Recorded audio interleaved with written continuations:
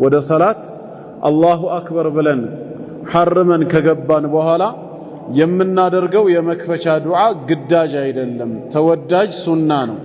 አላሁ አክበር ማለት ሚን አርካኒ ሰላህ ከሰላት ዋና ማዕዘናቶች አንዱ እንደሆነ ከዚህ በፊት አይተናል። ከዛስ ኢስቲፍታህ የመክፈቻ ዱዓ፣ ይሄንን መጠቀሙ ግን ምንድነው? ሱና ነው። የመክፈቻ ዱዓ ሲባል ያው ብዙ አይነት ናቸው፣ የተለያየ አይነት አለ።